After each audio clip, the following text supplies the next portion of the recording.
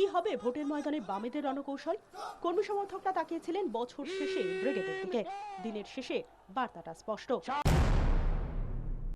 বছর ঘুরলেই ভোট, ভিড়ে ঠাসা ব্রিগেড দিকে উজ্জীবিত সিপিএম নেতারা রীতিমতো আক্রমণাত্মক মুডে।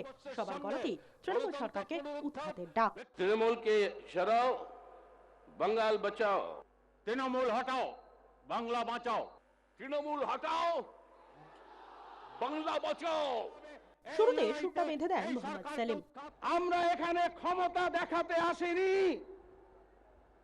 আমরা এখানে বাংলার বুকে জল্লাদ বাহিনীর ক্ষমতাকে চ্যালেঞ্জ করতে এসেছি। এরপর সরাসরি টার্গেট করলেন মুখ্যমন্ত্রী মমতা বন্দ্যোপাধ্যায়কে। মোদি অমিত শাহ রেগে যায়, বাবা এমন কোনো কথা বলিস না। একটা মদন গেছে, পরে মুকুল যাবে, পরে আরো অনেকেই যাবে, তারপরে ভাইপো পিসিকে নিয়েও টানাটানি হবে।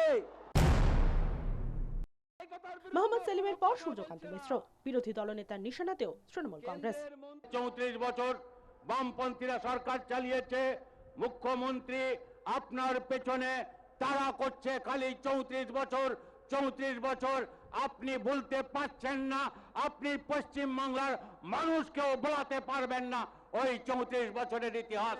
তবে তৃণমূলের বিরুদ্ধে সবচেয়ে বেশি আক্রমণাত্মক মুডে ছিলেন ভট্টাচার্য।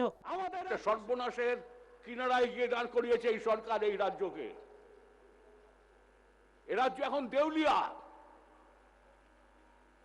মানুষের ভবিষ্যৎ নেই, যুবকদের ভবিষ্যৎ নেই, কলকারখানা হচ্ছে না, আত্মহত্যা আত্মহত্যা। সরকার সেই আত্মহত্যাকে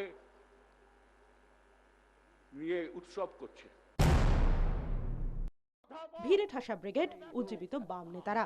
কিন্তু এই ভিড়ে ভর করে ভোটে কতটা ঘুরে দাঁড়াতে পারবে বাম শিবির?